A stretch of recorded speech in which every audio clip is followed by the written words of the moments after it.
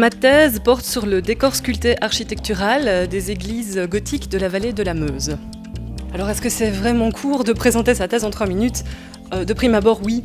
Et c'est pour ce challenge que j'ai participé à ce concours, parce que c'était effectivement pour moi très compliqué d'imaginer de pouvoir résumer sa thèse en si peu de temps. Et finalement, lorsque on pratique ça, on se rend compte que finalement c'est tout à fait suffisant, et peut-être que même si c'était plus court, on y arriverait aussi. Donc voilà, je pense que 3 minutes, c'est très bien finalement. Les biologistes et les géologues sont formels, les pierres sont par nature plutôt taciturnes. Mais rassurez-vous, nous avons les moyens de les faire parler. Cette technique d'interrogatoire, mesdames et messieurs, c'est l'archéologie du bâtiment. Une technique d'analyse archéologique qui, comme son nom l'indique, s'intéresse au patrimoine bâti. Il s'agit d'une sorte de lecture minutieuse des murs qui permet d'identifier les différentes phases de construction d'un bâtiment et de comprendre quels étaient les outils et les techniques employés par les bâtisseurs de l'époque. Le décor sculpté architectural, le sujet de ma thèse, est longtemps resté délaissé de ces études du bâtiment qui s'intéressaient davantage aux maçonneries communes.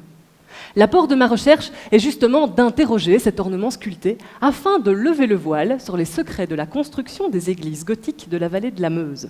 Alors pour ce faire, j'endosse ma casquette de détective funambule et j'accède notamment aux parties hautes des édifices où je réalise toute une série d'enregistrements archéologiques que je documente au moyen de relevés graphiques, de relevés tridimensionnels et lorsque ces décors sont inaccessibles, au moyen d'un drone. À présent, imaginez un instant qu'une pierre vous raconte son histoire. Elle vous parlerait de son extraction dans les carrières calcaires du bord de Meuse, de son transport jusqu'au chantier de la cathédrale et de son passage dans l'atelier de Jean le sculpteur. Elle vous parlerait des différents outils qu'il aura employés pour la dégrossir, la tailler progressivement et lui offrir une taille de finition parfaite. Jean l'a transformée en ses chapiteaux destinés à couronner les colonnes de la cathédrale et lui a offert un motif de feuilles souples et pointues particulièrement en vogue au XIVe et au XVe siècle dans nos régions. Ce motif a connu un succès tel que, sculpté sur des pierres extraites ici, dans le Namurois, il a été exporté sur de nombreux chantiers des Pays-Bas au XVe et au XVIe siècle. La cathédrale Saint-Paul de Liège, que vous voyez derrière moi, offre un décor de prime abord homogène, laissant penser à une édification rapide. Pourtant, ce bâtiment a été édifié en 4 ou 5 phases entre le milieu du XIIIe et le XVe siècle. C'est justement l'analyse du décor sculpté qui va permettre de préciser l'évolution du chantier de construction en confrontant les données historiques que nous possédons pour ce site aux variations de traitement des ornements sculptés. Ma recherche propose une méthodologie innovante qui utilise le décor sculpté en tant que critère de compréhension et de datation plus fin de l'architecture.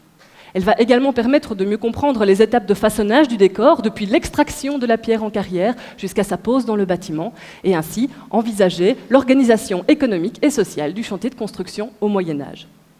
Le décor sculpté est certes un petit détail de l'architecture, mais il peut cependant nous en apprendre beaucoup sur l'histoire d'un chantier, mais aussi des hommes qui y ont œuvré. À une époque où le patrimoine architectural n'est pas toujours entretenu comme il le devrait par les pouvoirs publics, il est essentiel pour nous d'étudier ce patrimoine afin de préserver la mémoire du passé. Étudier nos monuments anciens, mesdames et messieurs, c'est aussi contribuer à les protéger. Je vous remercie.